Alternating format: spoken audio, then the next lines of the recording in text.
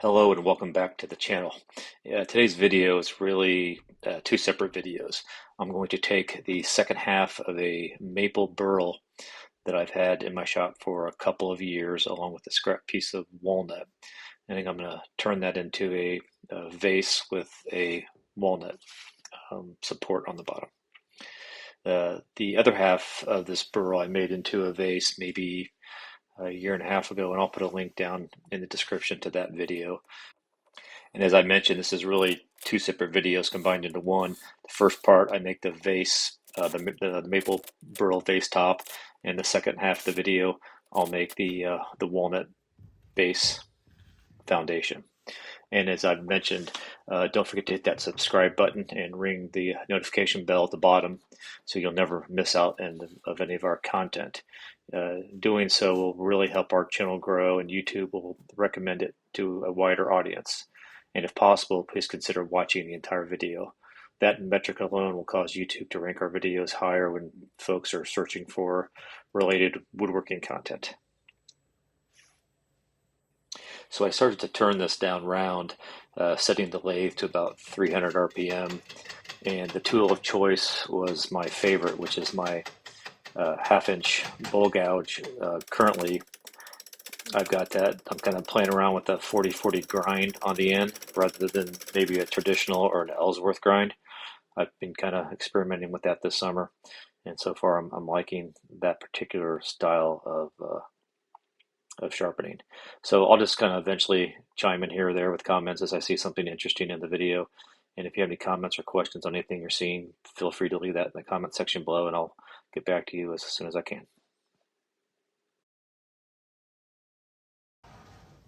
So at this point in the process, we've fast forwarded quite a bit. I've got the vase top rounded roughly to the shape I'd like.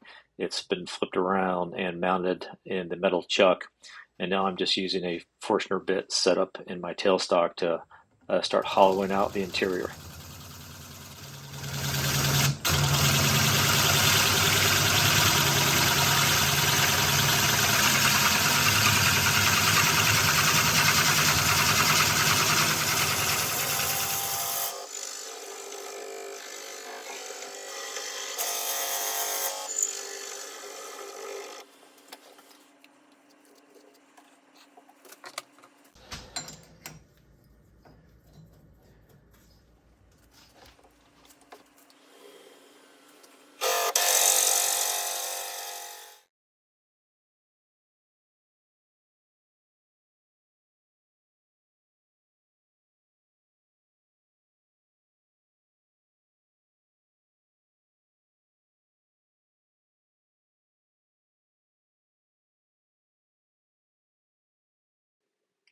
All right, we've now moved on to the next day, and I've gotten deep enough into this vase that it wasn't quite comfortable using just a standard handheld tool. So now I've moved over to my Lyle Jameson Woodturning hollowing jig.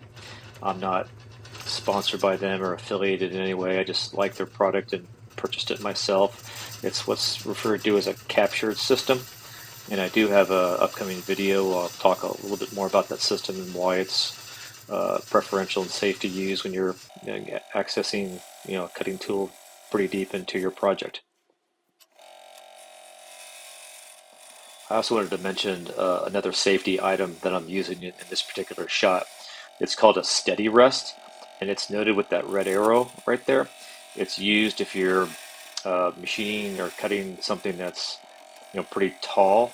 So in this case, this project is held on to the lathe by the metal chuck, but I might be, using the cutting tool, 6, 8, 10 inches away from that support. And if you were even to have a slight catch, you could easily see your project go flying off the lathe. So you can buy these commercially. Again, it's called a steady rest.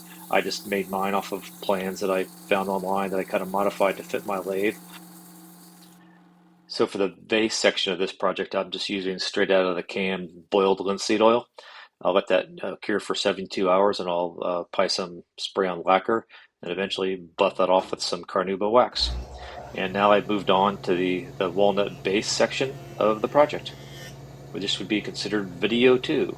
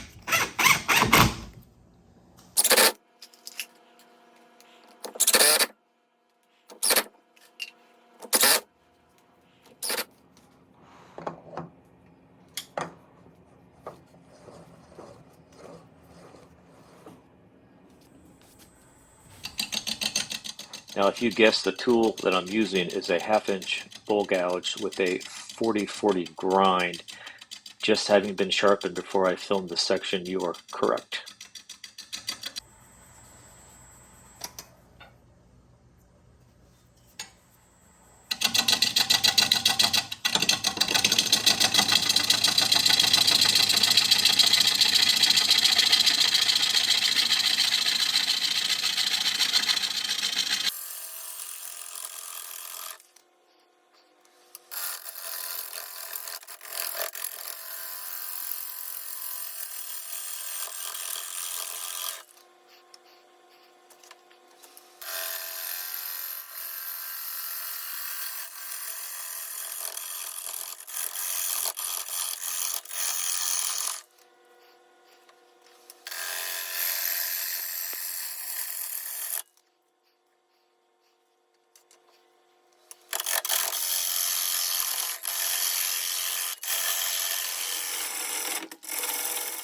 So I'm now working on, which is the eventual bottom of the vase support, and I'm just going to flatten out the bottom and create a little recess where I could use my metal chuck to reverse mount this and flip it around and start working on the actual shape that I'd like the base to be.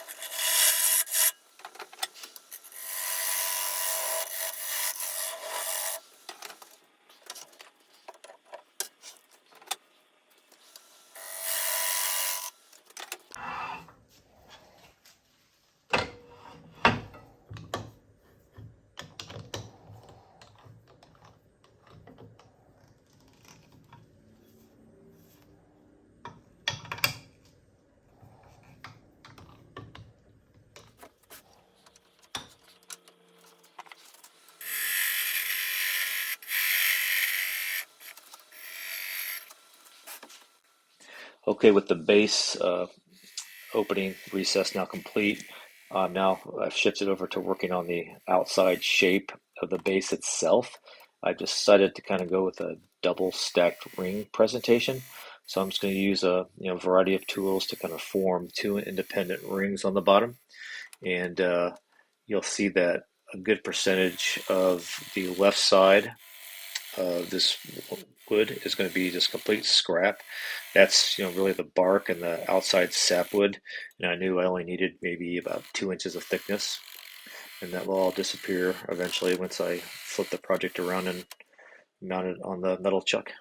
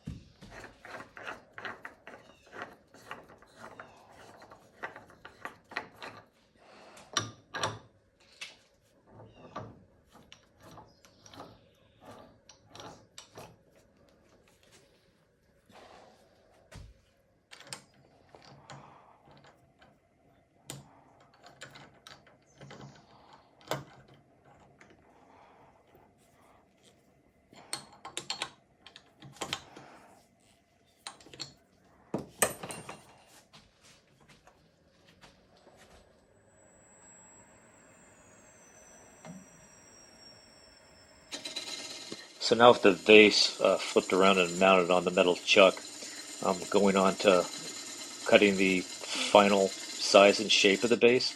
This is where things can really get tricky when you're trying to match up two different pieces. If you make the base a little bit too big, it'll overwhelm the vase itself.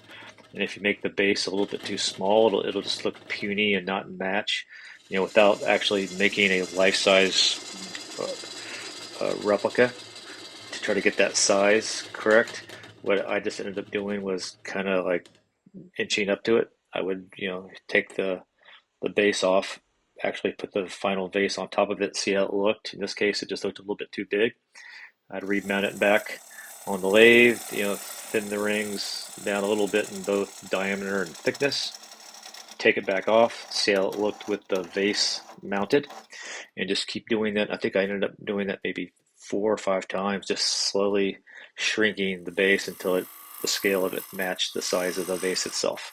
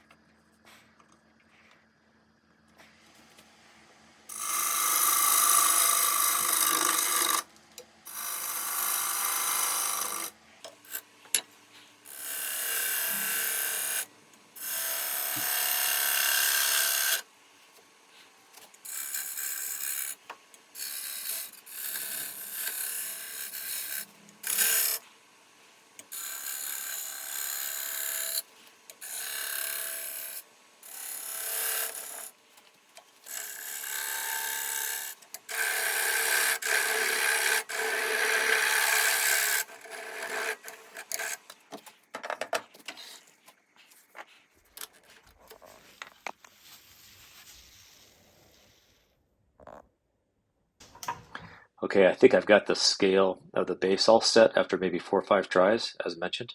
So now I'm going to cut a recess on top of the base where the tenon on the vase itself that was held on, that was used for the metal chuck to hold it on the lathe.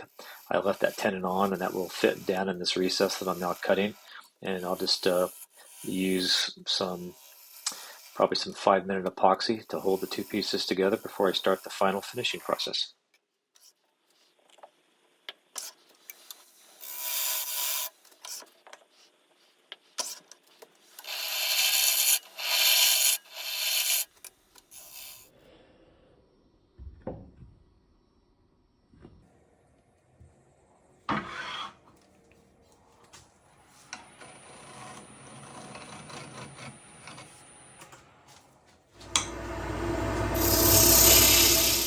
Now we're really into the final stages of this project. I've got the base mounted at probably spinning at 500 RPM, and I'll go through my standard grits. This case I only needed to start at about 120, then I did 180, 220, and a final sanding with 320 before I apply my finish.